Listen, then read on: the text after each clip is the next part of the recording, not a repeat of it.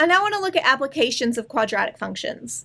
My first example, a quarterback throws a football, and the height of the ball can be modeled by this equation, h of t equal to negative 16t squared plus 30.4t plus 5, where h of t is the height in feet, and t is the time in seconds after release. I want to know, when does the ball reach maximum height? Well, maximum tells me that I want the vertex. Well, negative b over 2a, that's negative 30.4 for b, over 2 times a, which is negative 16. And if we work this out, we get 0.95. So this is the number of seconds that it takes for the ball to reach maximum height. And we know this is t since t is our variable here. So we have that the ball reaches maximum height at 0.95 seconds. The next question I want to have is, what is the maximum height? So once again, we're looking at the vertex. The first coordinate of the vertex was t. The second one will be h of t, which is what we need now. So we found that the maximum height occurred at 95 seconds, so we stick in 0.95. That's negative 16 times 0.95 squared, plus 30.4 times 0.95, plus 5. Simplifying gives me minus 14.44, plus 28.88, plus 5, which simplifies to 19.44 feet. So the maximum height of the ball is 19.44 feet. And this is our first type of application for quadratic functions. We're given an equation and we want to find the maximum or the minimum depending on what our quadratic equation looks like. My next type is one that doesn't directly give us the equation, and instead we have to find it.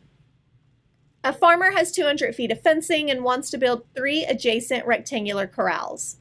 What dimensions maximize the area, and what is the area of each individual corral? So let's start by drawing a picture. We know we have a rectangle, and we're going to break this rectangle into 3 equal pieces.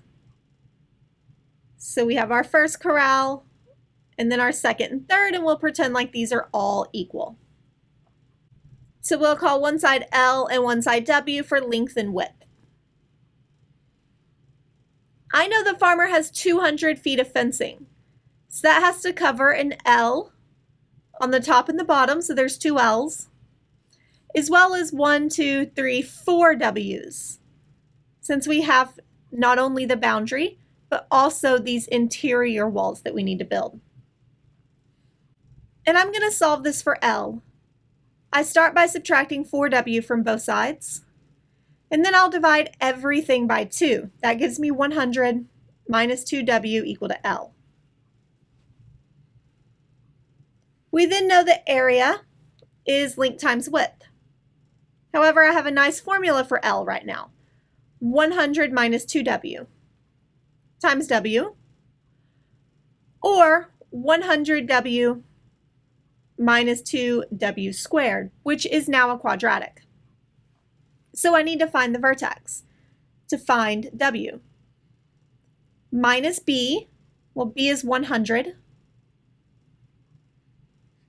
over 2 times A, which is negative 2.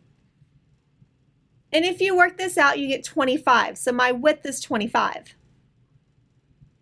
My length, I'm then going to use this equation here for the length. I know that it's 100 minus 2 times W, which is 25. And if we work that out, we get that the length is 50. So my dimensions are 25 by 50. The actual area would be 25 times 50, which is 1250 square feet. However, we don't just want the area of the whole thing, we want each individual area of each individual corral. Since we're breaking this up into 3 equal pieces, then we do 1250 over 3. square feet. Or each individual corral is approximately 416.67 square feet.